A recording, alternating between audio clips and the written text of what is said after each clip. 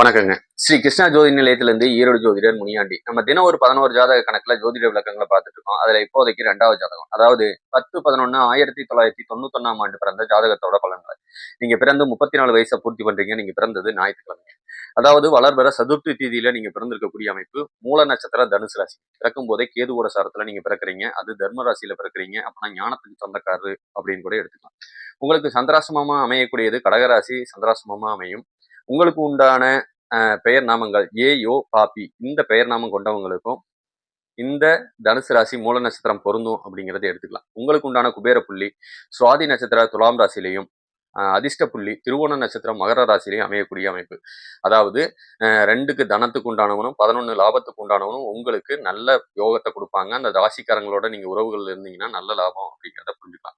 நீங்க பிறக்கும் போதே கேது திசை, அடுத்தது பாத்தீங்கன்னா சுக்கிர திசை 20 வருஷமும், சூரிய திசை பாத்தீங்கன்னா ஒரு 6 வருஷமும், சந்திர திசை பாத்தீங்கன்னா ஒரு 10 வருஷமும் உங்களுக்கு நடக்கக்கூடிய அமைப்பு. இப்ப சந்திரன் தான் ஓடிட்டு இருக்கும். சந்திரன் கேதுவோட சாரத்துல இருக்கான். அப்படின்னு பார்த்தோம்னா நமக்கு ராகு கேது தோஷம் இருந்தது, அவங்க எல்லாம் பாதிக்கப்படுவாங்க அப்படிங்கிறத எடுத்துக்கலாம். என்னென்ன லக்கணத்துக்காரங்க பாதிக்கப்படுவாங்க அப்படின்னா ரிஷப லக்னம் 1, அடுத்தது பாத்தீங்க அப்படின்னு சொன்னோம்னா மிதுன லக்னம், விருச்சிக லக்னம், தனுசு லக்னம். இந்த 4 லக்கணத்துக்காரங்க முழுசா பாதிக்கப்படுறீங்க அப்படிங்கிறத நினைச்சுக்கோங்க. என்ன பாதிப்பு கொடுக்கும் அப்படின்னு பார்த்தோம்னா ஒண்ணு கடன், இல்லைன்னா நோய் நொடி, பம்பு வழக்கு பிரச்சனை, கணவன் மனைவிக்கு இடையில இருக்கிற ஒற்றுமை தடைபெறது, பூர்வீகத்தில இருந்து வேற ஊருக்கு நீங்க போகக்கூடிய அமைப்பு, பஞ்சம் பிழைக்க வெளியூரோ வெளிநாடோ போகக்கூடிய அமைப்பை ஏற்படுத்தும். இல்லை அப்படின்னா உள்ளூருக்குள்ள இருக்க விடாது, வீடு விட்டு வீடு மாறக்கூடிய அமைப்பை இது கொடுத்துக்கிட்டே இருப்பாங்க அப்படிங்கிறத எடுத்துக்கலாம். தாய் இருந்தாங்கன்னா தாய் கொஞ்சம் உடல்நல பாதிக்கப்படுவாங்க. தாயை விட்டு தள்ளி இருந்தீங்கன்னா கொஞ்சம் நல்லா இருப்பாங்க அப்படிங்கிறதையும் எடுத்துக்கலாம். அம்மா ரொம்ப நல்லவங்களா இருப்பாங்க. நீங்களும் வண்டி வாகனம் வச்சு தொழில் பண்றது, டிரைவிங் சம்பந்தப்பட்ட வேலை, இல்லை கம்ப்யூட்டர் சம்பந்தப்பட்ட வேலை செய்றீங்கன்னா அதுவும் நல்ல லாபத்தை கொடுக்கக்கூடிய அமைப்பு. பெண்கள்னால கொஞ்சம் பிரச்சனை வரக்கூடியது, ஃபோன்னால கொஞ்சம் சங்கடம் வரக்கூடியது, அதெல்லாம் கொஞ்சம் பார்த்துக்குங்க. வேண்டாத கெட்ட பேரை உண்டாக்குவீங்க, அதையும் கொஞ்சம் பார்த்துக்கணும். சரிங்களா? மனைவி திருப்தி அடையாதவங்க, பேராசைக்கு சொந்தக்காரங்க தான் உங்களுக்கு மனைவியா அமைவாங்க. ஆனா சோம்பேறித்தனத்துக்கு சொந்தக்காரங்களா இருப்பாங்க. அடுத்தவங்கள வேணா வேலை வாங்குவாங்க. அந்த சூழ்நிலையிலும் நல்லா இருக்கு. நூல், துணி சம்பந்தப்பட்ட வேலை நல்ல லாபத்தை கொடுக்கக்கூடிய அமைப்பு. சரிங்களா? இதயம் சம்பந்தப்பட்ட பிரச்சனையும், ரத்த குறைபாடு பிரச்சனையும் உங்களுக்கு வரக்கூடிய அமைப்பு இருக்கு. கொஞ்சம் கவனமா இருக்கிறது நல்லது. சில சமயம் ஆப்ரேஷன் பண்ண வேண்டிய சூழ்நிலை வரைக்கும் இது போலாம்.